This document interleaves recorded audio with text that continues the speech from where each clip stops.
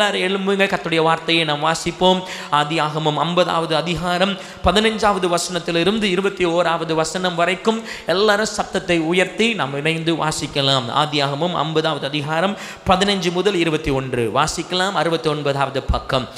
தங்கள் தகப்பன் மரணம் அடைந்ததை யோசேப்பின் சகோதரர் கண்டு, ஒருவேளை யோசேப்பு நம்மை பகைத்து நாம் அவனுக்கு செய்த எல்லா பொல்லாங்குக்காகவும் நமக்கு சரிக்கு சரி கட்டுவான் என்று சொல்லி யோசேப்பினிடத்தில் ஆள் அனுப்பி, உம்முடைய சகோதரர் உமக்கு பொல்லாங்கு செய்திருந்தாலும் அவர்கள் செய்த துரோகத்தை பாதகத்தையும் நீர் தயவு செய்து மன்னிக்க வேண்டும் என்று உம்முடைய தகப்பனானார் மரணமடையும் முன்னே உமக்கு சொல்லும்படி கட்டளையிட்டார். ஆகையால் உம்முடைய தகப்பனாருடைய தேவனுக்கு ஊழியக்காரராகிய நாங்கள் செய்த துரோகத்தை மன்னிக்க வேண்டும் என்று அவனுக்கு சொல்ல சொன்னார்கள். அவர்கள் அதை யோசேப்புக்கு சொன்னபோது அவன் அழுதான். பின்பு அவனுடைய சகோதரரும் போய் அவனுக்கு முன்பாக தாழ விழுந்து, இதோ நாங்கள் உமக்கு அடிமைகள் என்றார்கள். யோசேப்பு அவர்களை நோக்கி, பயப்படாதிருங்கள், நான் தேவனா? நீங்கள் எனக்கு தீமை செய்ய நினைத்தீர்கள், தேவனோ இப்பொழுது நடந்து வருகிறபடியே வெகு ஜனங்களை உயிரோடே காக்கும்படிக்கு அதை நன்மையாக முடிய பண்ணினார். ஆதலால் பயப்படாதிருங்கள், நான் உங்களையும் உங்கள் குழந்தைகளையும் பராமரிப்பேன் என்று அவர்களுக்கு ஆறுதல் சொல்லி அவர்களோட பட்சமாய் பேசினான். எங்கள் ராஜாதி ராஜாவே, உம்முடைய வார்த்தைகளை கேட்க உம்முடைய சமூகத்தில் உம்முடைய பிள்ளைகள் நாங்கள் கூடியிருக்கிறோம். நீர் என்ன எங்களோடு பேச சித்தமாக இருக்கிறீர், எப்படி எங்களோடு பேச சித்தமாக இருக்கிறீரோ அந்த விதத்தில் எங்களோடு பேசும். உம்முடைய வார்த்தைகள் எங்களுக்கு மிக முக்கியம். அடைக்கப்பட்டிருக்கிற செவிகள், அடைக்கப்பட்டிருக்கிற இருதயங்கள் கர்த்தராகிய இயேசு கிறிஸ்துவின் நாமத்தில் திறந்தருளுவதாக என்று நாங்கள் ஜெபிக்கிறோம். நீர் மகிமைப்படும் பேசும். உடைய அடியோர்கள் கேட்கிறோம். அடியானை நான் தாழ்த்துகிறேன். இயேசுவின் நாமத்தில் ஜெபிக்கிறோம் நல்ல பிதாவே, ஆமென். ஹல்லேலூயா, ஹல்லேலூயா. கர்த்தர் உங்களை ஆசீர்வதிப்பாராக. நீங்கள் அமர்ந்து கொள்ளுங்கள். மீட்பரும் இரட்சகரும் ஆகிய இயேசு கிறிஸ்துவின் நாமத்தில் உங்களுக்கு ஆசீர்வாதங்களை நான் அறிவித்துக் கொள்ளுகிறேன். காலையிலே கொடுக்கப்பட்டிருக்கிற தலைப்பு என்னவென்றால், மன்னித்தலின் பிரயோஜனங்கள். ஒருவரைக்கொருவர் மன்னித்தலின் பிரயோஜனங்கள். The blessings in forgiveness. நீங்க இன்னொருவரை மன்னித்தால் அதில் இருக்கிற பிரயோஜனத்தை குறித்து நாம் இன்றைக்கு அறிந்து நாம் ஜெபிக்க போகிறோம். கர்த்தருடைய நாமம் மகிமைப்படட்டும். எத்தனை பேர் கர்த்தருடைய வார்த்தையை கேட்க தயாரா இருக்கிறீங்க? ஹல்லேலூயா. கொஞ்ச நேரம் தான் நான் பேச போகிறேன், அதற்கப்புறம் தொடர்ந்து நாம் ஜெபிக்க போகிறோம். அதனால் நீங்கள் வேத வசனத்தை நன்றாய் கவனிக்கும்படியாய் கேட்டுக்கொள்கிறேன். இங்கே ஒரு சம்பவம், ஒரு முக்கியமான காரியம் நடக்கிறதை நாம் பார்க்கிறோம். நாம் எல்லோரும் அறிந்த ஒரு தேவனுடைய மனிதர் யோசேப்பு.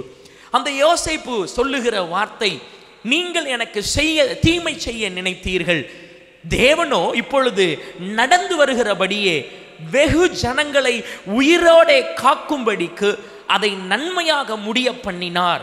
ஆதலால் பயப்படாதிருங்கள், நான் உங்களையும் உங்கள் குழந்தைகளையும் பராமரிப்பேன் என்று அவர்களுக்கு ஆறுதல் சொல்லி அவர்களோடு பட்சமாய் பேசினான். யோசேப்பு சொன்ன வார்த்தை இது. நாம் யோசேப்பை குறித்து அறிந்திருக்கிறோம். தேவனால் ஆசீர்வதிக்கப்பட்ட ஆபிரகாமின் சந்ததியிலே இருந்தவன். ஆபிரகாம், ஈசாக்கு, யாக்கோபு, யாக்கோபுடைய பிள்ளைகளில் 11வது பிள்ளையாக இருந்த யோசேப்பு. அவன் தன்னுடைய தகப்பனாகிய யாக்கோபுக்கு மிகவும் பிரியமானவனாய் இருந்தான், ஆசீர்வதிக்கப்பட்டவனாய் இருந்தான். அவனுடைய ஆசீர்வாதங்களை நான் உங்களுக்கு சொல்லுகிறேன். முதலாவது, அவன் தன்னுடைய தகப்பனால் அதிகமாய் நேசிக்கப்பட்டான், தரிசனம் பெற்றுக்கொண்டவன். அவனுக்கு நிறைய சொப்பனங்கள் பெற்றுக்கொண்டான். சொப்பனங்கள் என்றால் நடைபெற இருக்காத சொப்பனங்களோ தரிசனங்களோ அல்ல, நடக்க போகிற சொப்பனங்களை அவன் பெற்றுக்கொண்டான்.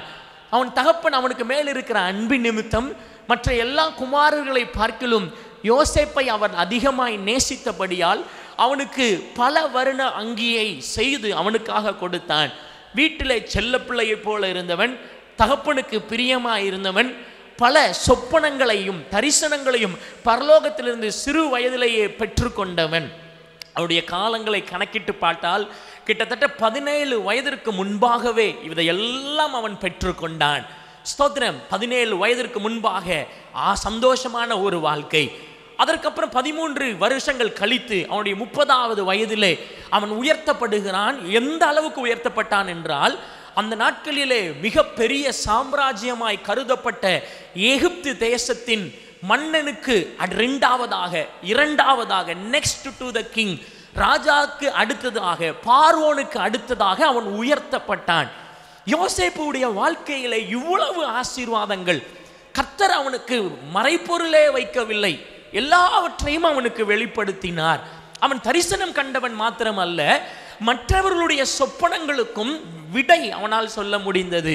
அவனிடத்துல போய், நான் இந்த மாதிரி ஒரு சொப்பனத்தை கண்டேன், எனக்கு இதரை அர்த்தத்தை எனக்கு சொல்லுங்கள் என்று கேட்டால் அவன் சொல்லுவான், சொப்பனத்தின் அர்த்தம் கர்த்தருடையது அல்லவா, நான் உங்களுக்காக சொல்லுகிறேன் என்று அவன் கர்த்தரிடத்தில் கேட்டு சொப்பனங்களுடைய அர்த்தங்களை சொல்லுகிற ஞானியாக விளங்கினான். கவனிங்க.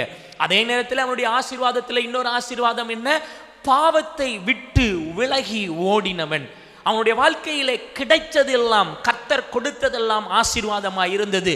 எல்லாவற்றிற்கும் மேலாக கர்த்தரிடத்திலே நல்ல அபிப்பிராயம் பெற்றிருந்தான். நம்ம அநேக நேரங்களிலே மனிதர்களிடத்திலே நல்ல அபிப்பிராயம் பெறுகிறதை பெரிதென்று நினைக்கிறோம். யோசேப்பு மனிதர்களிடத்தில் நல்ல அபிப்பிராயம் பெற முயற்சித்திருந்தால், அவன் போத்திபாருடைய மனைவியிடத்திலும் நல் அபிப்பிராயம் பெற யோசித்திருப்பான். அவன் மனிதர்களிடத்திலே அவனுக்கு நல்ல அபிப்பிராயம் தேவையே இல்லை. அவன் கர்த்தரிடத்திலே பெற்றுக்கொண்ட நல்ல அபிப்பிராயத்தை மேன்மையாய் எண்ணினான். இதெல்லாம் யோசேப்புடைய ஆசீர்வாதங்கள். இந்த ஆசீர்வாதங்களுடைய காரணங்களை யோசித்தது உண்டா? தேவனாகிய கர்த்தர் இருதயத்தை ஆராய்ந்து அறிகிற கர்த்தர். வசனத்திலே சொல்லப்பட்ட பொழுது கர்த்தர் சொல்லுகிறார், நான் அவர் யாக்கோபை நேசித்தார், ஏசாவையோ அவர் வெறுத்தார் என்று சொல்லப்பட்டிருக்கிறது. அதே நேரத்திலே ஆபேலும் காயினும் காணிக்கைகள் கொண்டு வருகிறார்கள், பலிகளை கொண்டு வருகிறார்கள். வேத வசனம் சொல்லுகிறது, கர்த்தர் ஆபேலையும் அவனுடைய பலியையும் அங்கீகரித்தார். ஏன் கர்த்தர் ஆபேலுடைய பலியை அங்கீகரித்தார் என்றால், because God chose, God accepted Abel also Abel. ஆபேலையும் கர்த்தர் அவர் ஒத்துக்கொண்டதினாலே ஆபேலை கர்த்தர் ஏற்றுக்கொண்டார். அதனாலே அவனுடைய பலியையும் அவர் ஏற்றுக்கொண்டார். ஆனால் காயினை குறித்து சொல்லும் பொழுது கர்த்தர் சொல்லுகிறார், வேதவசனம் சொல்லுகிறது, கர்த்தர் காயினையும் அவனுடைய காணிக்கையையும் அவர் ஏற்றுக்கொள்ளவில்லை.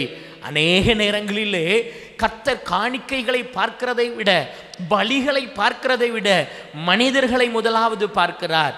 ஏசா கோபமுடையவன், மூர்க்கமுடையவன், முகநாடி வேறுபடுகிறவன், அவன் எரிச்சல் உடையவன் என்று ஏற்கனவே கர்த்தருக்கு தெரிந்திருந்தபடியினால், இருதயத்தை அறிந்து ஆசீர்வதிக்கிற கர்த்தர், இருதயத்தை அறிந்திருக்கிற கர்த்தர், காயினுடைய இருதயம் கெட்டதாயிருந்தபடியினால் அவனை கர்த்தர் ஆசீர்வதிக்கவில்லை, அவனுடைய பலியையும் கர்த்தர் அங்கீகரிக்கவில்லை, காயினையும் அங்கீகரிக்கவில்லை. காயின் பெரிய ஆபேலை விட பெரிய பலியை அவன் செலுத்தி இருந்தாலும் கர்த்தர் அதை அங்கீகரித்திருக்க மாட்டார். ஏனென்றால் காயினையே கர்த்தர் அங்கீகரிக்கவில்லை. ரெண்டு பேருக்கும் என்ன வித்தியாசம்? அவருடைய குணம் வித்தியாசம். கர்த்தர் இருதயத்தை பார்க்கிறார். யோசேப்பு ஏன் ஆசீர்வதிக்கப்பட்டான்? கர்த்தர் யோசேப்புடைய குணத்தை முன்னாடியே அவர் அறிந்திருந்தார். என்ன நல்ல குணம் யோசேப்பிடத்தில் இருந்தது? அவன் மன்னிக்கிறவனாயிருந்தான். அவனிடத்திலே ஒரு சூழ்நிலைமை வருகிறது, அவனுடைய சகோதரர்கள் அவனிடத்திலே வருகிறார்கள். இவ்வளவு நாட்களும் எகிப்துக்கு யாக்கோபு வருகிறார், நமக்கு தெரிஞ்ச சம்பவம். யாக்கோபோடு அவனுடைய பிள்ளைகள் பஞ்சம் பிழைக்க யோசேப்பிடத்திலே வருகிறார்கள். எல்லாரும் சந்தோஷமா இருக்கிறாங்க. திடீரென்று யாக்கோபு கர்த்தருடைய சித்தத்தின்படி அவன் மரித்து போகிறார். இப்ப யாக்கோபு இல்லை. அப்போ யோசேப்பு இருக்கிறான், அவனுடைய சகோதரர்கள் இருக்கிறார்கள். நடுவிலே அவர்களுக்கு மத்தியஸ்தராய் யாருமே இல்லை. இப்ப யோசேப்புடைய சகோதரர்களுக்கு ஒரு பயம் வருகிறது. என்னன்னா, இவ்வளவு நாட்களும் நாம் யோசேப்புக்கு தீங்கு செய்தோமே, யோசேப்பு 17 வருஷத்திற்கு முன்பாக, அதாவது 13 வருஷத்துக்கு முன்பாக, இல்லை கிட்டத்தட்ட அவனுடைய 17 வயசு வரைக்கும் அவனுக்கு நம்ம முறைத்தோம், அவனுக்கு பொறாமையா இருந்தோம், அவனை நாம் கொலை செய்ய முயற்சி செய்தோம். இந்த சகோதரர்கள் என்ன செய்தார்கள்? யோசேப்பை குழியில தள்ளிவிட்டார்கள். முதல்ல கொலை செய்ய பார்த்தாங்க, ஸ்தோத்திரம். அதுக்கு முன்னாடி பொறாமப்பட்டாங்க. நல்லா கவனிங்க, பொறாமப்பட்டாங்க. அவங்களுடைய தகப்பனிடத்துல போய் அவர்கள் குறை சொன்னார்கள் யோசேப்பை பற்றி. அதுக்கப்புறம் யோசேப்பை கொலை செய்ய முயற்சி செய்தார்கள். அதற்கப்புறம் அவனை குழியிலே தள்ளிவிட்டார்கள். அதற்கப்புறம் 5வது அவனை சோத்திரம் விற்று போட்டார்கள். சோத்திரம் விற்று போட்டாங்க. யார் அவர்களை வாங்கினானோ, யோசேப்பை வாங்கினவர்கள் எகிப்திலே போய் யோசேப்பை விற்று போட்டார்கள். பாருங்க, இந்த கொடுமைகளை எல்லாம் ஒரு சின்ன பையனுடைய வாழ்க்கையில், 17 வயசு என்றால் ஒரு 12th ஸ்டாண்டர்ட் படிக்கிற ஒரு பையன் வாழ்க்கையில் இவ்வளோ கஷ்டம் வந்தால் அவன் மனதில் எவ்வளவு வெறுப்பு நேச்சுரலா இருந்திருக்கணும். இதையெல்லாம் அவர்களுடைய சகோதரர் நினைச்சு, நம்முடைய தகப்பன் இப்பொழுது மரித்து விட்டார், நம்முடைய தகப்பன் இப்போ உயிரோட இல்லை, இப்போ யோசேப்பு நினைச்சா நமக்கு என்ன வேணாலும் செய்யலாமே என்று அவர்கள் பயந்து முதலாவது ஆள் அனுப்பி விடுகிறார்கள். இந்த மாதிரி எங்களை பார்த்துக்கொள்ளணும், எங்களுக்கு விரோதமாக எதுவும் செய்யக்கூடாதுன்னு உங்க அப்பா சொல்லியிருந்தாரு அப்படின்னு சொல்லி விடுறாங்க. 2வது அவருடைய சகோதரர்கள் வந்து அவர்கள் சொல்லுகிறார்கள், நாங்கள் எல்லாம் உனக்கு அடிமை என்று சொல்லுகிறார்கள். இதிலே பதில் கொடுத்த யோசேப்புடைய இருதயத்தை சுமார் 13 வருஷங்களுக்கு முன்பாகவே கர்த்தராகிய தேவன் பார்த்தபடியினால் அவனை உயர்த்தி எகிப்திலே 2வது நிலையிலே வைத்தார். அது என்ன இருதயம்? மன்னிக்கிற இருதயம். மன்னிக்கிறதின் பிரயோஜனம் என்ன தெரியுமா? நீங்கள் கர்த்தரை போல் அவருடைய இருதயத்தை உடையவர்களாயிருப்பீர்கள். இயேசு எப்படிப்பட்டவர்? அவர் மன்னிக்கிறதிலே மாதிரியாயிருந்தவர்.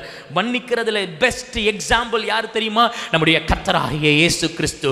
அவர் மரணத்தின் கடைசி நிமிடமும் அவர் சிலுவையிலே தொங்கிக் கொண்டிருந்த பொழுது எத்தனையோ பேர் அவரை நிந்தித்தார்கள், எத்தனையோ பேர் அவரை ஸ்தோத்திரம் தூஷித்தார்கள். ஒரு சிலர் அவரை கல்லெறிந்தார்கள், ஒரு சிலர் அவருடைய கைகளிலே ஆணிகளை கடாவினார்கள்.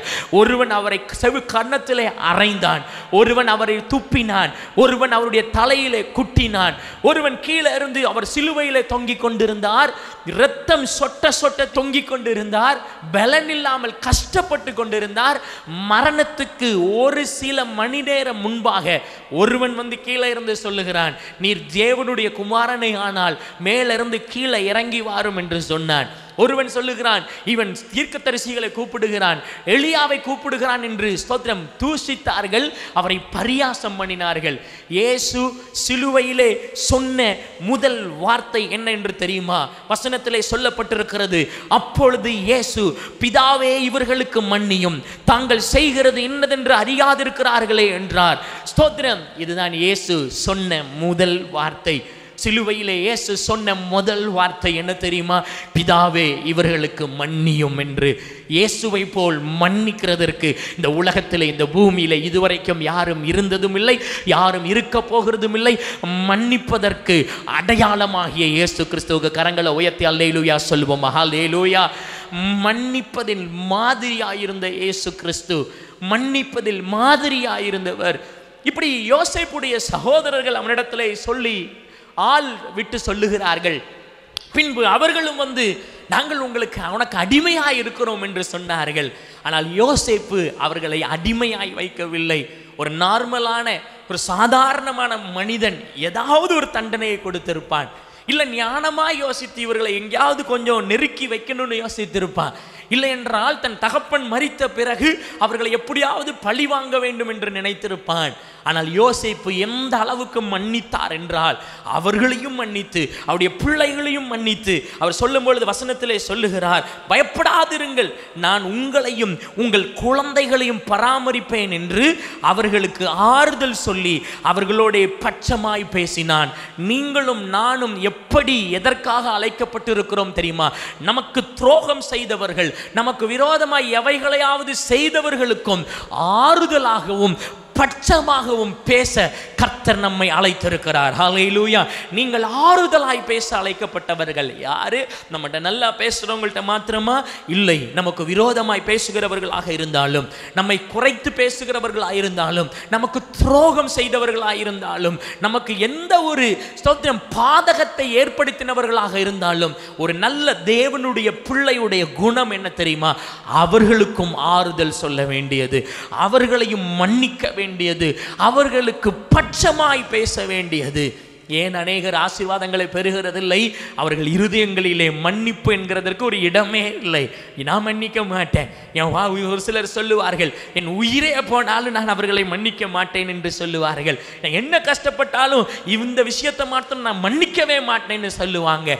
ஆனால் அந்த இருதயத்தை ஆண்டவர் முதல்லையே பார்த்து தான் நிறைய பேர் ஆசீர்வதிக்காமல் இருப்பார். நான் உங்களுக்கு சொல்லுகிறேன், கர்த்தர் உங்களை ஆசீர்வதித்து கர்த்தருடைய சமூகத்திலே உங்களை கொண்டு வந்திருக்கிறார் என்றால் நீங்கள் மன்னிக்கிறவர்கள் என்று கர்த்தர் பார்த்திருக்கிறார். உங்களுடைய இருதயத்தை கர்த்தர் பார்த்திருக்கிறார். இந்த உலகத்தில் எத்தனையோ ஜனங்கள் இருக்கிறார்கள். இந்த இந்தியாவில் 130 கோடி ஜனங்களுக்கு மேலாக இருக்கிறார்கள். அதிலே ஒரு சில ஜனங்களை இயேசு தம்முடைய பிள்ளைகளாய் தெரிந்து கொண்டார் என்றால் உங்களுடைய இருதயம் சுத்த இருதயமாய் இருக்கிறபடினாலே தாவீது சொல்லுகிறார், சுத்த இருதயத்தை என்னில் சிருஷ்டியும். மகனே, உன்னுடைய இருதயம் முக்கியம். சகோதரி, உன்னுடைய இருதயம் முக்கியம்.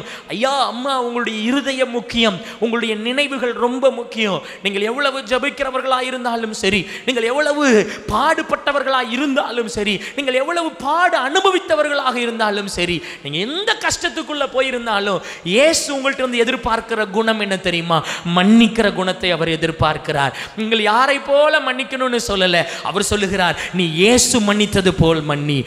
நான் மன்னிச்சேனே, சிலுவையிலே எத்தனையோ பேரை நான் மன்னித்தேனே, அதே போல நீ உனக்கு விரோதமாய் செய்தவர்களுக்கு நீ மன்னி அப்படின்னு கர்த்தர் சொல்லுகிறார். மன்னிக்க இருதயத்தை கொள்ளுங்க. உங்களுக்கு எத்தனையோ பேர் உங்க மனதில் தோன்றலாம், இவன் எனக்கு கஷ்டம் செய்தான், இவன் எனக்கு விரோதமாய் நடந்து கொண்டான், என் பேர் கெட்டு போக இவன் முயற்சி செய்தான், என் பேரை இவன் கெடுத்தான், எனக்கு விரோதமா 1000 காரியங்களை செய்தான், நான் கஷ்டப்படுறதே அவனால தான் நீங்க உங்க மனசுல சொல்லலாம். ஆனால் கர்த்தர் இன்று தெளிவாய் உங்களுக்கு சொல்லுகிறார், யார் உங்களுடைய நாட்களை வீணடித்திருந்தாலும், யார் எவ்வளவு பணத்தை உங்களிடத்திலிருந்து ஏமாற்றி பெற்றிருந்தாலும், உங்கள் இருதயம் அவர்களை மன்னிக்க வேண்டும் என்று பரலோகத்திலிருந்து இன்று ஒரு சத்தம் உங்களுக்கு உண்டாகிறது. மன்னிப்பதின் பலன் என்ன தெரியுமா? மார்க் 11வது அதிகாரம் 25வது வசனத்தை நீங்கள் எடுத்துக்கொள்ளுங்கள். மார்க் 11வது அதிகாரம் 25வது வசனம் இப்படியாக சொல்லப்பட்டிருக்கிறது. சோதரன், மார்க் 11வது அதிகாரம் 25வது வசனம் வாசிங்க. நீங்கள் நின்று ஜெபம் பண்ணும்போது ஒருவன் பேரில் உங்களுக்கு யாதொரு குறை உண்டாயிருக்குமானால் பரலோகத்தில் இருக்கிற உங்கள் பிதா உங்கள் தப்பிதங்களை உங்களுக்கு மன்னிக்கும்படி அந்த குறையை அவனுக்கு மன்னியுங்கள். கவனிங்க, மன்னிக்கிறதினால் வருகிற பலன் என்ன? நீங்க கேட்கல, நான் ஏன் மன்னிக்கணும்? நான் முதல்ல சொல்லிட்டேன், ஏன் மன்னிக்கணும்? இயேசுவே மன்னிச்சிட்டார், நீங்க மன்னிக்கலாம்.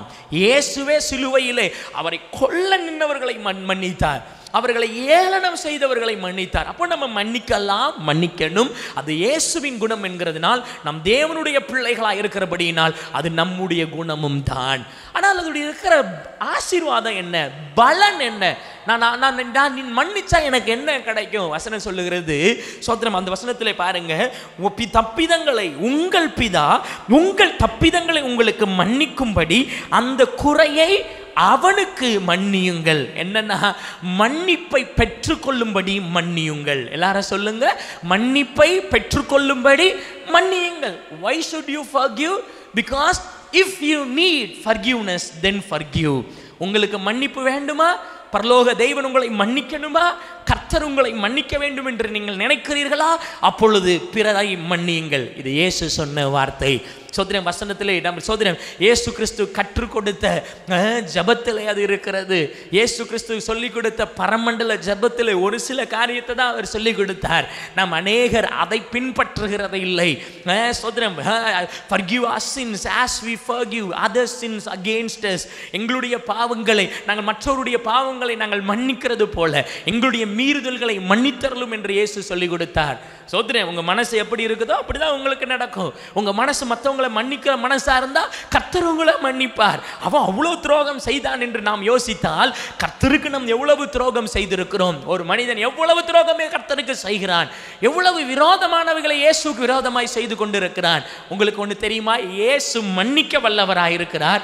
ஆனால் அவர் கேட்கிற ஒன்று, உங்க மனது எப்படி இருக்கிறது?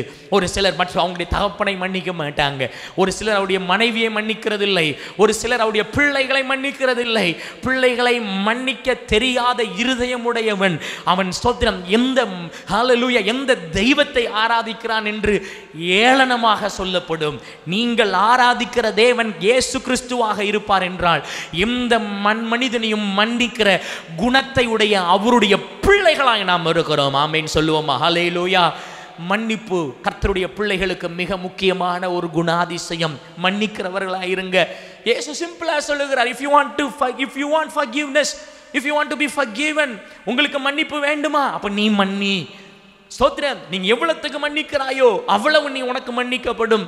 வேதத்தில் ஒரு சாட்சி, ஒரு உவமையை இயேசு கிறிஸ்து சொல்லுகிறார் இப்படியாக. என்ன உவமை அது? ஒரு மனிதன் இருந்தானாம். அந்த மனிதன் தன்னுடைய ஒரு ஊழியக்காரன் அவனுடைய ராஜாவிடத்திலே அவன் கணக்கு ஒப்புவிக்க போகிறான். அவன் கணக்கு ஒப்புவிக்க போகும் பொழுது நிறைய குறைவுகள் வருகிறது. அப்போ இந்த ஊழியக்காரன் நிறைய தவறு செய்திருக்கிறான். நிறைய பணம் அது மேட்ச் ஆகல. நிறைய பணம் அவன் ராஜாவுக்கு இப்ப செலுத்த வேண்டியது இருக்கிறது. உடனே அந்த ராஜா அந்த ஊழியக்காரன் மேல் இருக்கிற கோபத்திலே, நீ இவ்வளவு நஷ்டம் எனக்கு ஏற்படுத்தி விட்டாய், நீ இவ்வளவு நஷ்டம் எனக்கு ஏற்படுத்தி விட்டாய், அதனால இவனையும் அவனுடைய மனைவியும் நீங்க போய் பிள்ளைகளையும் சிறையிலே போடுங்கள் என்று அந்த ராஜா கட்டளையிட்டானாம்.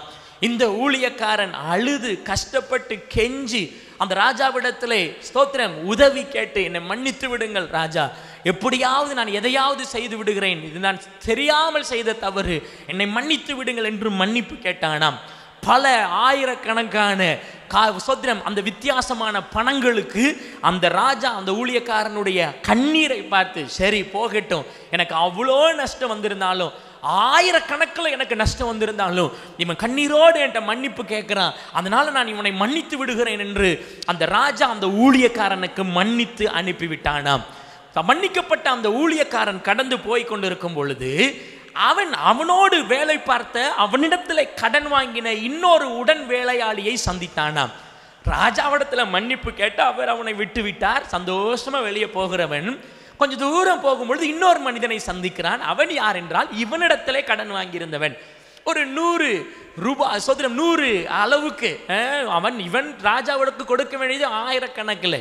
இப்போ இவனிடத்துல 100 கணக்கில் கடன் வாங்கின ஒருவனை சந்தித்து அவனிடத்தில் அந்த பணத்தை திருப்பி கேட்டானாம். அந்த உடன் வேலையாளிய கையில ஒன்றும் இல்லை. உடனே இவன் அவனுடைய கழுத்தை பிடித்து நெரித்து அவனையும் சிறையில் அடைத்து அவனுடைய குடும்பத்தையும் சிறையில் அடைத்து போட்டானாம் இந்த ஊழியக்காரன். இந்த விஷயம் உடனே அந்த ராஜாவுக்கு தெரிய வருகிறது. ராஜா மன்னித்த ஒரு ஊழியக்காரனும் அவன் இன்னொரு உடன் வேலைக்காரனை மன்னிக்காமல் அவனை சிறையிலே போட்டான் என்று தெரிந்த உடனே அந்த ராஜா அந்த ஊழியக்காரனை கூப்பிட்டு விட்டு, நான் உனக்கு மன்னித்தேன், நீ அவனை மன்னிக்கலைன்னு இவனை தொண்டு மறுபடியும் சிறையிலே போட்டானாம். கவனிங்க, இதே ராஜாவின் இடத்திலே தேவனாகிய கர்த்தரை வைத்து பாருங்கள், ஊழியக்காரர் இடத்திலே நம்மை வைத்து பாருங்கள், உடன் வேலையால் இடத்திலே உங்களோடு கூட இருக்கிற யாரையாவது நீங்கள் மனதில் வைங்க. இயேசு உங்களுக்கு எவ்வளவு மன்னித்திருக்கிறார், நம்முடைய மீறுதல்களை எவ்வளவு மன்னித்திருக்கிறார். அவரிடத்தில் எத்தனையோ தடவை நாம் திருடி இருக்கிறோம், அதை மன்னித்திருக்கிறார். எத்தனையோ தடவை அவருக்கு துரோகம் செய்திருக்கிறோம், அதை மன்னித்திருக்கிறார். எத்தனையோ தடவை நாம் அவரை தேடாமல் இருந்திருக்கிறோம், அதை மன்னித்திருக்கிறார். ஜெபிக்காமல் இருக்கிறது பாவம் என்று வேதவசனம் சொல்லுகிறது, அதை மன்னித்திருக்கிறார். எவ்வளோ காரியங்களை கர்த்தர் உங்களுக்கு மன்னித்த பிறகும் நீ எப்படி உன்னுடைய மருமகளை மன்னிக்காமல் இருக்கலாம்? நீ எப்படி உன்னுடைய மருமகனை மன்னிக்காமல் இருக்கலாம்? நீ எப்படி உன் பிள்ளைய மன்னிக்காமல் இருக்கலாம்? ஏதோ ஒரு தவறு செய்திருக்கலாம், என்ன இருந்தாலும் இயேசு உனக்கு மன்னித்தாரே, இயேசு உனக்கு மன்னித்தாரே. உன் பிள்ளை உன்னை எந்த காரியத்திலும் மீறி பேசியிருக்கலாம். உன் சோத்திரம் உன் தகப்பனை போல இருந்தவர்கள் எந்த காரியத்திலும் உன்னை கஷ்டப்படுத்தி இருந்திருக்கலாம். நீ ஏன் மன்னிக்காமல் போனாய்? கர்த்தர் கணக்கு கேட்பார். இருதயங்களை ஆராய்ந்து அறிகிற கர்த்தர். ஸ்தோத்திரம். மன்னிப்பின் பலன் என்ன? நீ மன்னித்தால் உனக்கு மன்னிப்பு கிடைக்கும். ஸ்தோத்திரம். நீ மன்னிக்கவில்லை என்றால் நீ குற்றவாளியாய் தீர்க்கப்படுவாய். வசனம் இப்படியாக சொல்லுகிறது. லூக்கா 6வது அதிகாரம் 37வது வசனத்தில் இப்படியா இருக்கிறது. நான் வாசிக்கிறேன், நீங்கள் கவனிங்க. லூக்கா 6:20. ஸ்தோத்திரம். லூக்கா 6வது அதிகாரம் 37வது வசனம் வாசிக்கலாமா? வாசிக்கிறேன். 37வது வசனம். மற்றவர்களை குற்றவாளிகள் என்று தீர்க்காதிருங்கள், அப்பொழுதும் நீங்களும் குற்றவாளிகள் என்று தீர்க்கப்படாதிருப்பீர்கள். மற்றவர்களை ஆக்கினைக்குள்ளாக்கும்படி தீர்க்காதிருங்கள், அப்பொழுது நீங்களும் ஆக்கினைக்குள்ளாக தீர்க்கப்படாதிருப்பீர்கள்.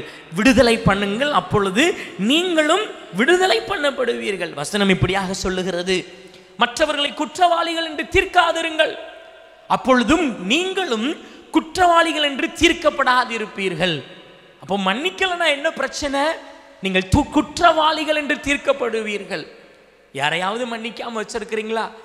அது உங்க உரிமை. நீங்க சொல்லலாம், உரிமையில நான் என் கணவனை நான் மன்னிக்கவே இல்லை, அப்படி இல்லை. சோத்ரன், அது ஃபேமிலி, அப்படி சொல்லாதீங்க. எந்த மனுஷனையும் மன்னிக்கிறவரா இருக்கணும். மன்னிக்கலைன்னா குற்றவாளியாய் தீர்க்கப்படுவோமாம். யாருக்கு விரோதமாக கிரட்ஜ் வச்சிருக்கிறீங்களா? மனசுல சோத்திரம் கோபம் வைத்திருக்கிறீங்களா? இவன் இப்படி செய்து விட்டானே, மேல பரலோகம் உங்களை குற்றவாளியா தீர்க்கும்.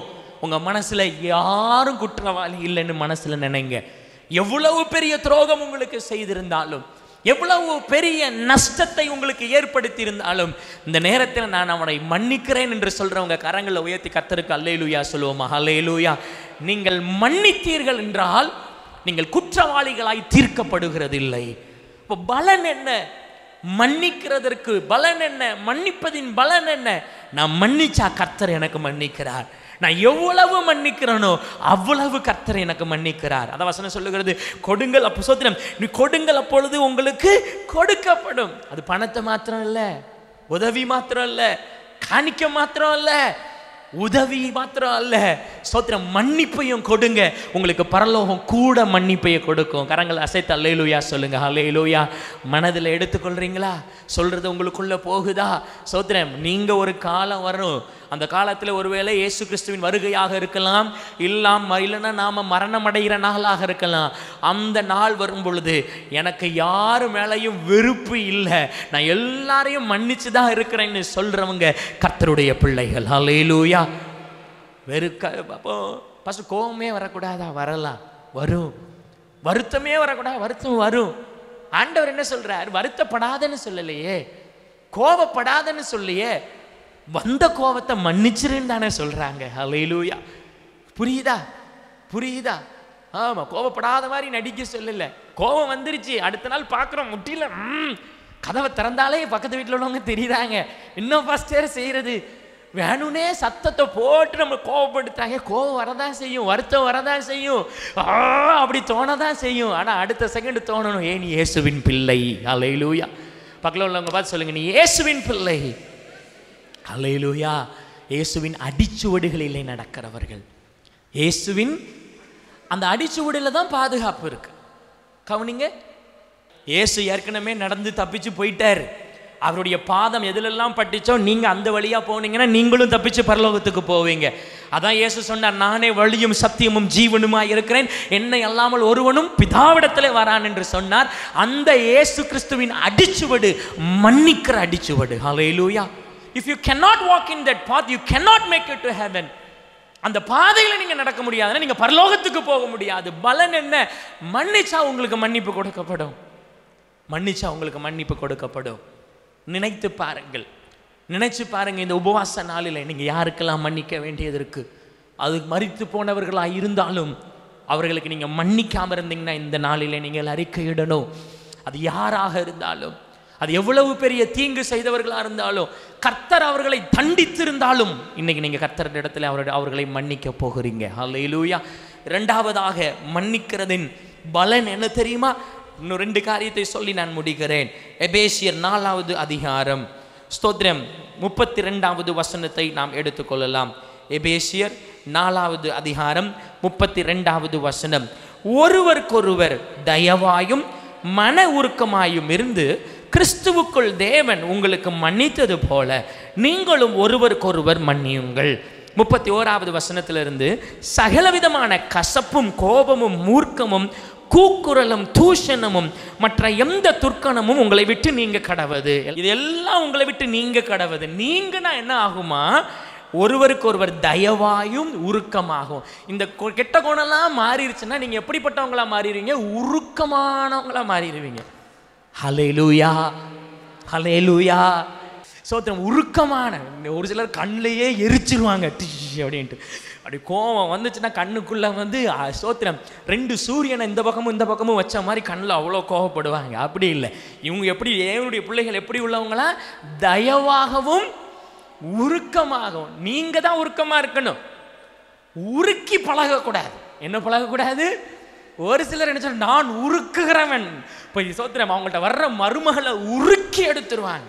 நான் எப்பவுமே சொல்லுவேன், மூத்த மருமக ரொம்ப பாவம் அப்படிம்பேன். மூத்த மருக அடி அடி அடி அடி அடி திட்டு பிரச்சனை வீட்டில் வாங்கி, அதுக்கப்புறம் அப்படி சரியாகி, அதுக்கு அடுத்த மருமக கொஞ்சம் பிரச்சனை வந்து, அதுக்கு அடுத்த மருமக அப்படி அப்பாடான்னு ஜாலியாக இருக்கும். இந்த மருமகளை புரிஞ்சிக்க தெரியாத மாமியாரும், மாமியாரை புரிஞ்சிக்க தெரியாத மருமகளும் மாறி மாறி உருக்கி, இவங்க 2 பேரும் ஸ்ட்ராங்காக தான் இருப்பாங்க. கடைசி உருகுனது யாருன்னு பார்த்தா மகனாக இருக்கும். அந்த மருமகளுடைய புருஷன் அவர் தான் உருகி இப்படி இருப்பார் பாருங்க, அவர் தான் ஸ்ட்ராமர் இருப்பாங்க. சோத்திரம். வேதனைப்பட்டு ஐயோ அவங்க 2 பேரும் போடுற சண்டையில் இவருக்கு சாப்பாடு கிடைக்காது. கர்த்தருடைய நாமம் ஸ்தோத்திரம் மகிமைப்படட்டும். கவனிங்க. அப்போ மன்னிக்கிறதுல உண்டாகிற நல்ல விஷயம் என்ன தெரியுமா? உங்களுக்குள்ள நல்ல குணங்கள் உண்டாகிறது. எல்லாரும் சொல்லுங்க, என்ன நடக்குது? உங்க இருதயம் நல்லா இருக்கணும்னு நான் சொன்னேன்ல, யோசேப்பு மாதிரி. அப்படி யோசேப்பு மாதிரி உங்க குணம் நல்லா இருக்கணும்னா, மன்னிக்கிறவைகளை நீங்கள் பழகுனீங்கன்னா நீங்க எப்படிப்பட்டவங்களா மாறுவீங்க? தயவுள்ளவர்களாயும் உருக்கமுடையவர்களாகவும் மாறுவீங்க. ஹல்லேலூயா, ஹல்லேலூயா. கவனிங்க, ஒருத்தங்களை மன்னிக்கிறதுனால என்ன பலன் தெரியுமா? What you receive. நல்ல குணம் உங்களுக்கு வருது. கவனிங்க, உங்க பிள்ளைகளுக்குள்ள மன்னிக்கிற குணத்தை நீங்க வர வச்சு பழக்கிட்டீங்கன்னா, உங்க பிள்ளைக்கு நல்ல குணம் கற்றுக் கொடுக்குறீங்கன்னு அர்த்தம். உங்க பிள்ளைகளை ஏதோ பக்கத்து கிளாஸ்ல இருக்கிறவங்க யாரோ ஒருத்தங்க ஏதோ திட்டாங்க, அடிச்சுட்டாங்க, பென்சில் எடுத்துட்டாங்க, ரப்பரை எடுத்துட்டாங்க, ஏதோ ஒன்று உடைச்சிட்டாங்க, உடனே நீ போய் அவன்கிட்ட சண்டை போட்டு வாங்கு, என்ன அது அப்படி சொல்லி பழகாதீங்க. உங்கள் பிள்ளைகளை யாராச்சும் சத்தம் போட்டுட்டாங்களா, திரும்பி என்னன்னு கேட்டுட்டு வா அப்படின்னு சொல்லி பழக்காதீங்க. அவங்க பிள்ளைகள்கிட்ட சொல்லுங்கள், சரி நீ போய் உங்கள் டீச்சர்கிட்ட சொல்லி கொடு, டீச்சர்கிட்ட இந்த மாதிரி சொல்லிவிட்டு நீ அவனை மன்னிச்சிருன்னு சொல்லி பழகுங்க. உங்கள் பிள்ளைகள் குரோதங்கள் இல்லாதவர்களாகவும் உங்களுடைய பிள்ளைகள் பகை இல்லாதவர்களாகவும் தயவு செஞ்சு அம்மா அப்பா வளருங்க. ஹல்லேலூயா.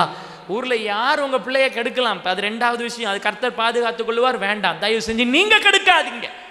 தயவு செஞ்சு பெற்றோர்கள் உங்கள் பிள்ளைகளுக்குள்ள கெட்ட குணத்தை கொண்டு வராதிங்க. ஆமாம், ஸ்தோத்திரம். கெட்ட குணம் கொண்டு வராமல் இருக்கணும் என்ன செய்யணும்? உங்கள் பிள்ளைகளை மன்னிக்க கற்றுக் கொடுங்க. மன்னிக்க கற்றுக் கொடுக்கணும். இன்னொரு பெரிய கிளட்ச் அதில் இருக்குது. கிளட்ச்னா என்ன தெரியுமா? ஒரு சிக்கல் இருக்குது. என்ன சிக்கல் தெரியுமா? உங்கள் பிள்ளைகளுக்கு மன்னிப்பை நீங்கள் கற்றுக் கொடுக்கணும்னா நீங்கள் உங்கள் பிள்ளைய மன்னிக்கணும். இப்போ எல்லா சின்ன பிள்ளைங்க அல்லையா அப்படிம்பாங்க. ஸ்தோத்திரம். ஆமாம், கவனிங்க, உங்கள் பிள்ளைகளுக்கு எப்படியாச்சும் நல்ல இருதயத்தை கற்றுக் கொடுங்க. நல்ல இருதயம், அதில் பிரதானம் மன்னிக்கிறது. எத்தனை பேருக்கு புரிஞ்சது? இயேசுவுக்கு மகிமை செலுத்த கரங்களை அசைத்து அல்லேலூயா சொல்லுங்களேன். அல்லேலூயா. நான் இதில் எல்லாம் நல்லா செய்கிறேன்ட்டு நான் உங்கள்கிட்ட முன்னாடி பெருமை காட்டலை, நான் முயற்சிக்கிறேன். நீங்களும் முயற்சிங்க உங்கள் பிள்ளைகளுக்காக. அல்லேலூயா. 3வது நல்ல குணம், ஒரே ஒரு முக்கியமான விஷயம், ஆசீர்வாதத்தினால் வர்ற பலன் என்ன தெரியுமா? What's the good thing that you will get? 2 கொரிந்தியர் 2வது அதிகாரம் 7வது வசனம். 2 கொரிந்தியர் ஸ்தோத்திரம் 2வது அதிகாரம் 7வது வசனம், 246வது பக்கம் வாசிங்க. ஆதலால் அவன் அதிக துக்கத்தில் அமிழ்ந்து போகாதபடி நீங்கள் அவனுக்கு மன்னித்து ஆறுதல் செய்ய வேண்டும்.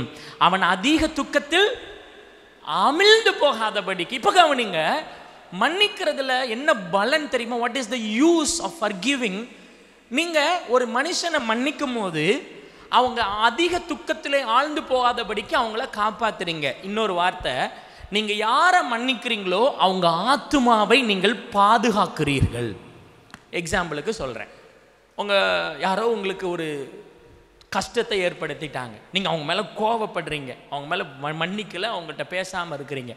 நீங்கள் பேசாமல் இருக்க அவங்க மேலே கோவப்பட அவங்க வருத்தப்பட்டு சோர்ந்து தனிமைக்குள்ளே போய் பின்வாங்கி சோதனை டிப்ரெஷனுக்குள்ளே போய் அப்படியே போயிடுவாங்க.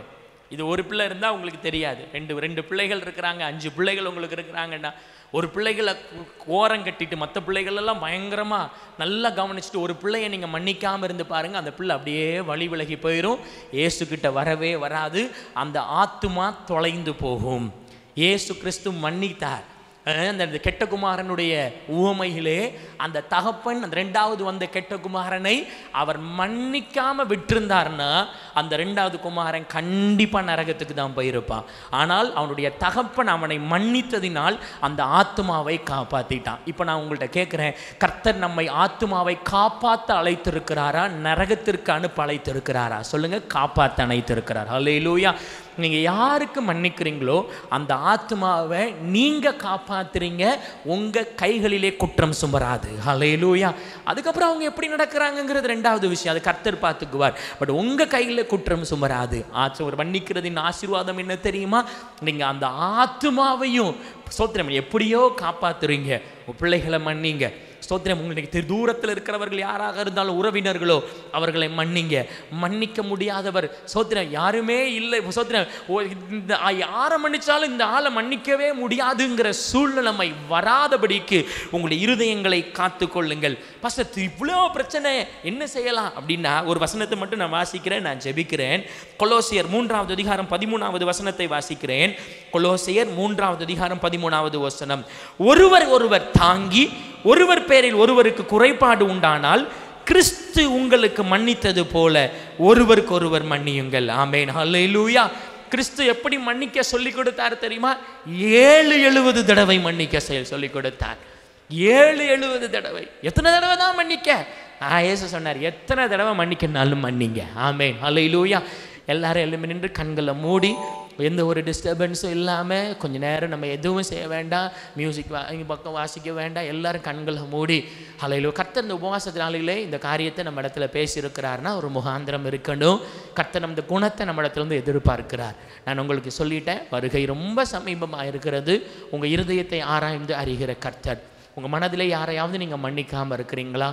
இப்போ யோசிச்சு பாருங்கள். கர்த்தர்ட்ட முதல்ல ஆவியானவர்கிட்ட உதவி கேளுங்க. ஆவியானவரே எனக்கு உதவி செய்யும். If I have not forgiven anyone, நான் யாரையாவது மன்னிக்காமல் இருந்தால், அது யார் உங்கள் சின்ன வயசில், இப்போ உங்களுக்கு வயசு 50 இருக்கலாம், பட் சின்ன வயதில் உங்களுடைய வாலிப நாட்களிலே உங்களை கஷ்டப்படுத்தின யாராவது இருக்கலாம், அல்லது உங்களுக்கு துரோகம் செய்து யாராவது இருக்கலாம், இல்லை உங்கள் பிஸ்னஸ்லையோ உங்கள் வேலையிலையோ உங்கள் கூட பணிபுரிந்து யாராவது உங்களை ஏமாற்றி இருக்கலாம், துரோகம் செய்திருக்கலாம். ஹல்லேலூயா. அவங்க கஷ்டத்தையும் அனுபவிச்சிருக்கலாம், இல்லை ஏதோ. ஆனால் உங்கள் மனசில் அவங்கள நீங்கள் மன்னிக்காமல் அவங்கள நினச்சா உங்களுக்கு கோபம் வருதா? அவங்கள நினச்சா உங்களுக்கு வெறுப்பாக இருக்குதா? அவங்கள நினச்சா உங்களுக்கு கசப்பாக இருக்கிறது மாதிரி தோன்றுதா? ஹல்லேலூயா. உலகத்தில் வேணால் பிள்ளைய கூட மன்னிக்காமல் இருப்பாங்க, ஆனால் நீங்கள் கர்த்தருடைய பிள்ளைகள் அல்லவா? உலகத்தில் வேணால் பெற்ற தாயை மன்னிக்காத பிள்ளைகள் இருப்பாங்க, ஆனால் நீங்கள் இயேசுவின் பிள்ளைகள் அல்லவா? ஹல்லேலூயா. ஹல்லேலூயா. அன்புள்ளவர்களாக இயேசு அழைத்திருக்கிறாரே. உங்களை அன்புள்ளவர்களாக இருக்கதானே இயேசு தெரிந்து கொண்டார். அவர் சொல்கிறார், நீ இயேசுவை செய்ததை விட எக்ஸ்ட்ராவாக ஒன்று அவர் செய்ய சொல்லலை. அவரை கொலை செய்தவர்களை கூட, அவரை சிலுவையிலே அறைந்தவர்களை கூட இயேசு அந்த இடத்துல மன்னித்தார். சும்மா அவங்க இடத்துல சொல்லலை, பிதாவிடத்தில் சொன்னார். அவங்கள்ட்ட நான் உன்னை மன்னிக்கிறேன் அப்படின்ட்டு பெருமை காட்டலை. அவர் மனசார மன்னித்ததுனால தான் பிதாவிடத்தில் அவர் சத்தத்தை உயர்த்தி அவர் சிலுவையில் சொன்ன 7 வார்த்தைகளில் வார்த்தையே பிதாவே இவர்களுக்கு மன்னியும். அந்த சென்டென்ஸே அதுதான். அப்படிப்பட்ட இயேசுவின் பிள்ளைகள் அல்லவா? இப்பொழுது உங்கள் மனதிலே தோன்றுகிறவர்கள் எல்லாரும் கண்களை மூடிடுங்க. இப்போ எல்லா சின்ன பிள்ளைங்க முதற்கொண்டு பெரியவங்க வர இந்த ப்ரேயரை சின்ன பிள்ளைங்க கூட செய்யணும். தம்பி நீ கூட செய்யணும். எல்லாரும் கண்ணை மூடுங்க. எல்லாரும் கண்ணை மூடி. யார் மேலேயாவது உங்களுக்கு வெறுப்பு இருந்தது என்றால், யார் மேலேயாவது வெறுப்பு இல்லை, ஃபஸ்ட்டு எனக்கு அது வருத்தம், நான் கோபமாக இல்லை, பட் எனக்கு அது கஷ்டமாக இருக்குது. கோபத்துக்கும் கஷ்டத்துக்கும் வித்தியாசம் உண்டு. நீங்கள் கோபமாக இருப்பீங்க மன்னிக்காமல், இன்னொரு பக்கம் வருத்தமாக இருப்பீங்க. பாஸ்டர் எனக்கு கோபம் இல்லை பாஸ்டர், ஆனால் எனக்கு கொஞ்சம் வருத்தமாக இருக்குன்னு சொன்னாலும் நீங்கள் இன்னும் மன்னிக்காமல் தான் இருக்கிறீங்க. நீங்கள் கோபப்பட்டாலும், நீங்கள் கோபப்படுற மாதிரி உங்களை கோபப்படுற மாதிரி நடத்திருந்தாலும், நீங்கள் கஷ்டப்படுற மாதிரி நடத்திருந்தாலும், நீங்கள் பயங்கரமாக அழுது வேதனைப்படுற மாதிரி யாராச்சும் உங்களை நடத்தி இருந்தாலும், இப்போ நான் அப்படிப்பட்டவர்களை மன்னிக்க போகிறேன்னு சொல்கிறவங்க உங்கள் மனதில் யாராவது அப்படி தோன்றியிருந்தாங்கன்னா எல்லாரும் கண்களை மூடும் பொழுது உங்கள் வலது கரத்தை பரலோகத்துக்கு நேராக நீங்கள் உயர்த்தும்படியாக கேட்டுக்கொள்ளுகிறேன். யாரும் இப்போ கண்ணை திறக்காம, இது நீங்கள் செய்ய வேண்டிய ஜெபம், இது உங்கள் ஆத்மாவை மீட்கிற ஜெபம். நான் உங்களுக்கு பலனை சொல்லிட்டேன். ஏன் மன்னிக்கணும்? இயேசு மன்னிச்சார். எவ்வளோ தடவை மன்னிக்கணும்? 7 தடவை மன்னிச்சாலும் பரவாயில்ல. அதில் பலன் என்ன? ஏன்னா உங்களுக்கு மன்னிக்கப்படணும், நீங்கள் குற்றவாளியாக தீர்க்கப்படக்கூடாது. அல்லது அதே நேரத்தில் உங்கள் குணம் நல்ல குணமாக மாறும். அப்போ நீங்கள் அந்த ஆத்மாவை நீங்கள் பாதுகாப்பீங்க. இயேசு எந்த ஆத்மாவையும் விடலையே.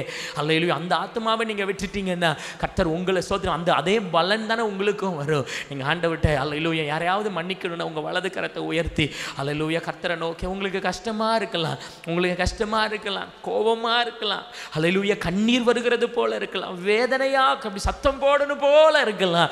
ஆனால் ஆண்டவர்கிட்ட நீங்கள் சொல்லிடு சகோதரி, அல்லேலூயா அம்மா நீங்கள் ஆண்டவர்கிட்ட சொல்லிடுங்க, ஐயா நான் மன்னிக்கிறேன். அந்த சோதனை நீங்கள் சும்மா சொல்லிடுங்க. உங்கள் மனசில் அந்த ஆளை யோசித்து அல்லேலூயா அடையாளமாக இயேசு பார்க்குறார், பரலோகம் பார்க்குது, இங்கே இருக்கிற யாரும் பார்க்கக்கூடாது, நானும் பார்க்க விரும்பலை.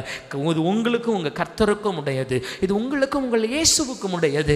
ஆண்டவர்கிட்ட கரம் நீ உயர்த்தி, ஆண்டவரே நான் அவர்களை மன்னிக்கிறேன் என்று நீங்கள் மன்னிக்கிறதற்கு அல்லேலூயா ஸ்தோத்திரம். சும்மா சும்மா சும்மா அல்லேலூயா ஹல்லேலூயா நீங்கள் வாயிலிருந்து பேசணும்னு இல்லை, உங்கள் மனசில் நீங்கள் ஜெபிச்சா கூட போதும். நான் உங்களுக்கு ஒரு 30 செகண்ட் தருகிறேன். உங்கள் மனதில் நீங்கள் ஒவ்வொருவரையும் மன்னிங்க. கர்த்தர் ஏன் இதை நமக்கு பூரணப்படுத்துகிறார் என்று நமக்கு தெரியாது.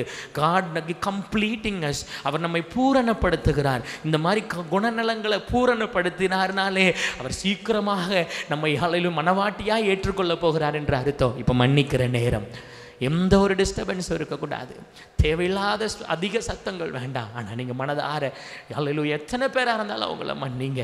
அந்த குணம் உங்களுக்கு இல்லைன்னா இயேசுட்ட கதறுங்க, இயேசுட்ட கேளுங்க, ஆண்டவரே குணம் நிறைந்தவர்கள், மன்னிக்கிற இருதயம் உடையவர்கள், அவர்கள் கர்த்தரால் ஆசீர்வதிக்கப்படுகிறாங்க. ஹல்லேலூயா. இப்போ எல்லாரும் கரங்களை தட்டி கர்த்தருக்கு மகிமை செலுத்தி ஹல்லேலூயா ஹல்லேலூயா Hallelujah, hallelujah, hallelujah, hallelujah, hallelujah, hallelujah, hallelujah, hallelujah, hallelujah, hallelujah, hallelujah, hallelujah, hallelujah, hallelujah, hallelujah, hallelujah, hallelujah, hallelujah, hallelujah. மனதுருகும் தெய்வமே ஏசையா, உம்மை மனதார துதிப்பேன் ஸ்தோத்தரிப்பேன். மனதுருகும் தெய்வமே ஏசையா, உம்மை மனதார துதிப்பேன் ஸ்தோத்தரிப்பேன். நீ நல்லவர் சர்வ வல்லவர், நீ நல்லவர் சர்வ வல்லவர், இரக்கத்திற்கு முடிவே இல்லை, உங்க அன்பிற்கு அளவே இல்லை, உங்க இரக்கத்திற்கு முடிவே இல்லை, உங்க அன்பிற்கு அளவே இல்லை. அவை காலைதோறும் புதிதாயிருக்கும், அவை காலைதோறும் புதிதாயிருக்கும். மனதுருகும் தெய்வமே ஏசையா, உம்மை மனதார துதிப்பேன் ஸ்தோத்தரிப்பேன். மனதுருகும் தெய்வமே ஏசையா, உம்மை மனதார துதிப்பேன் ஸ்தோத்தரிப்பேன். மெய்யாக எங்களது பாவங்களை ஏற்றுக்கொண்டு துக்கங்களை சுமந்து கொண்டீர், மெய்யாக எங்களது பாடுகளை ஏற்றுக்கொண்டு துக்கங்களை சுமந்து கொண்டீர். ஐயா துக்கங்களை சுமந்து கொண்டீர். நீ நல்லவர், நீ நல்லவர் சர்வ வல்லவர். சொல்லுங்க, நல்லவர் சர்வ வல்லவர், இரக்கத்திற்கு முடிவே இல்லை, உங்க அன்பிற்கு அளவே இல்லை, உங்க இரக்கத்திற்கு முடிவே இல்லை, உங்க அன்பிற்கு அளவே இல்லை. அவை காலைதோறும் புதிதாயிருக்கும். ஹல்லேலூயா. ராஜாதி ராஜாவே, கணத்திற்கும் துதிக்கும் மகிமைக்கும் பாத்திரரே, நீர் மன்னித்தது போல, நீர் மன்னிக்கிறவராய் இருக்கிறது போல நாங்களும் நல்குணமுடையவர்களாய் இருக்க கர்த்தர் எங்களை பழக்குவீராக, எங்களை பழக்குவீராக. எங்கள் இருதயத்தில் இருக்கிற கசப்புகள், கோவங்கள், ஹல்லேலூயா ஹல்லேலூயா, துர்க்குணங்கள், தூஷணங்களை ஹல்லேலூயா எங்களை விட்டு நீக்கி போட்டு உருக்கமுடையவர்களாய், இரக்கமுடையவர்களாய், தயவு செய்கிறவர்களாய் இருக்க எங்கள் தேவன் எங்களுக்கு கிருபை செய்தருளுவீராக. உடைய பிள்ளைகள் நல்ல குணத்தோடு இருக்கட்டும், குடும்பத்தில் சமாதானத்தோடு இருக்கட்டும், வீடுகளுக்குள்ளாய் பிள்ளைகளுக்குள்ளாய் சமாதானம் இருக்கட்டும், அல்ல மன்னிக்கிறவர்களாய் இயேசுவின் பிரசன்னமுடையவர்களாய் இருப்பார்களாக நாங்கள் ஜெபிக்கிறோம். தெய்வீக சமாதானத்தை உணர்ந்து கொள்ளட்டும். இந்த உபவாச நாளிலே அல்லேலூயா பிள்ளைகளை கர்த்தர் ஆசீர்வதிப்பீராக. குடும்பங்கள் ஆசீர்வதிக்கப்பட்டிருக்கட்டும். கர்த்தருடைய ராஜ்யத்திற்காக இவர்கள் செய்கிற ஒவ்வொரு காரியங்களிலும் கர்த்தர் நன்மை அருளுவீராக என்று நாங்கள் ஜெபிக்கிறோம். நீர் மாத்திரம் உயர்த்தப்படும். ஆசீர்வதிங்க, சிறு பிள்ளைகளை ஆசீர்வதிங்க, படிக்கிறவர்களை ஆசீர்வதியும், வேலை பார்க்கிறவர்களை ஆசீர்வதியும், தொழில் செய்கிறவர்களை ஆசீர்வதியும். தேவக்கரம் அவர்களோடு இருப்பதாக என்று நாங்கள் ஜெபிக்கிறோம். வயோதிபர்களை ஆசீர்வதிங்க. இரத்த கோட்டைக்குள்ளாய் மூடி மறைத்துக் கொள்வீராக என்று நாங்கள் ஜெபிக்கிறோம். ஜெய கிறிஸ்து எங்களுக்கு முன்பாக கடந்து செல்வீராக. மீட்பர் இயேசு கிறிஸ்துவின் நாமத்தில் ஜெபிக்கிறோம் நல்ல பிதாவே, ஆமென். எல்லாரும் சொல்லுவோமா, என் ஆத்துமாவே கர்த்தரை ஸ்தோத்திரி, என் முழுமே அவருடைய பரிசுத்த நாமத்தை ஸ்தோத்திரி. என் ஆத்துமாவே கர்த்தரை ஸ்தோத்திரி, கர்த்தர் செய்த சகல உபகாரங்களையும் மறவாதே. ஆமென். நம்முடைய கர்த்தராகிய இயேசு கிறிஸ்துவின் கிருபை இன்றும் என்றும் சதா காலங்களிலும் நம் அனைவரோடும் இருப்பதாக. ஆமென்.